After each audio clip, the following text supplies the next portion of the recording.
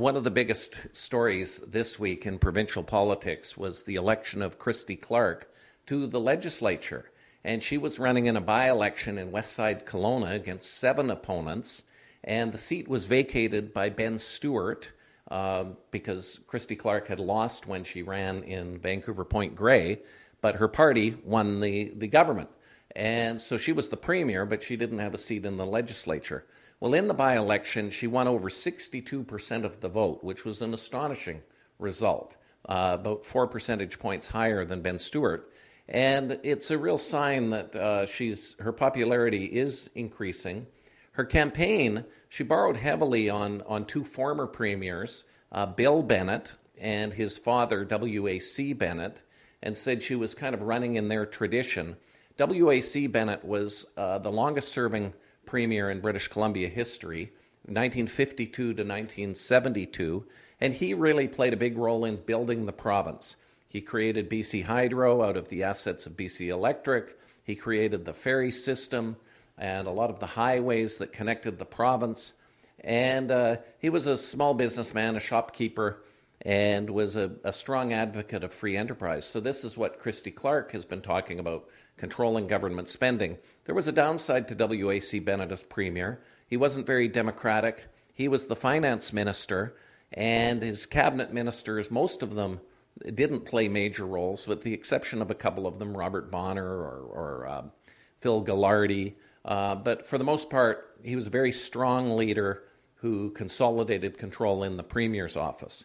His son, Bill Bennett, was quite different, actually, in some respects, in that Bill Bennett was very conservative on a lot of levels, in that he introduced a restraint program in 1983 that resulted in the gutting of a lot of the human rights legislation and tenant protections.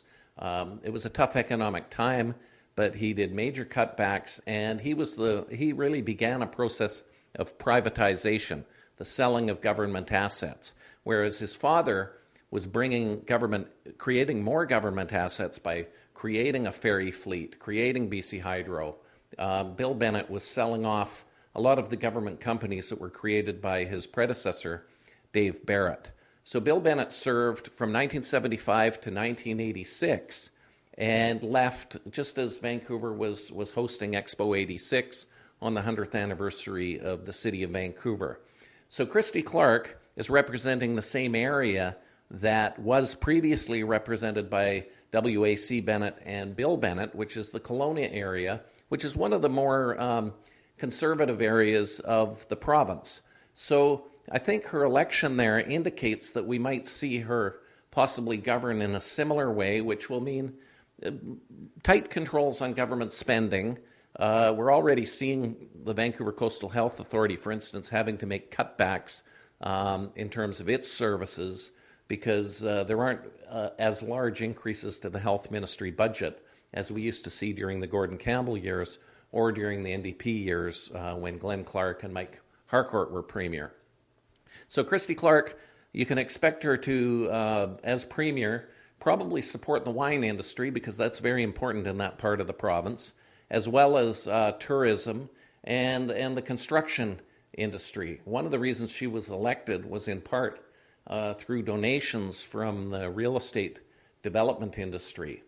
Another provincial story we covered this week was a controversy involving the Therapeutics Initiative. Our reporter Travis Lupick he's been onto this story for many years. The Therapeutics Initiative is an operation out at UBC that evaluates prescription drugs independently. Well, the BC government has had a problem with them doing this, pharmacologists doing this independent research and alerting doctors to problems with prescription drugs.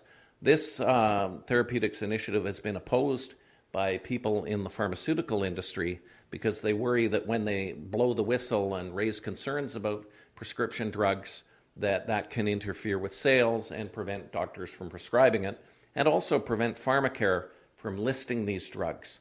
So what's happened is one of the employees of the Ministry of Health informed one of the Therapeutics Initiative staff that they couldn't proceed with an examination of a drug to help people stop smoking. And what the government staff person said is that this was going to be an in-house review, meaning the government would do the review. And this was the first time that this researcher had heard this described in 13 years, where a drug review had been stopped. So the NDP was raising this in the legislature.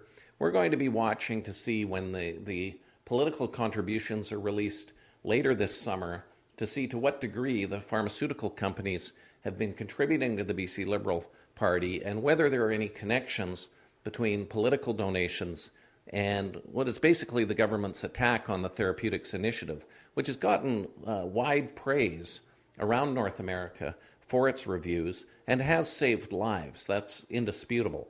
When you look at their reviews of the COX-2 inhibitors, for instance, such as Vioxx, which is a drug that was later found to cause heart attacks, that they had raised concerns. It wasn't put on our pharmacare listings, and as a result, it wasn't prescribed to the same degree in BC as it would have been as it was in other jurisdictions. The problem with the stop smoking drug is there are claims, and there's a class action suit, there's allegations that this can cause kind of this demented thinking and delusions, and possibly even suicides. But we'll see. That'll be up to the court to determine eventually. But in the meantime, we're not going to have an independent review, and that troubles a lot of people, including members of the New Democratic Party. So for WOW TV, I'm Charlie Smith. It's been a great pleasure to be back once again from the Georgia Strait, and I hope you have a great week.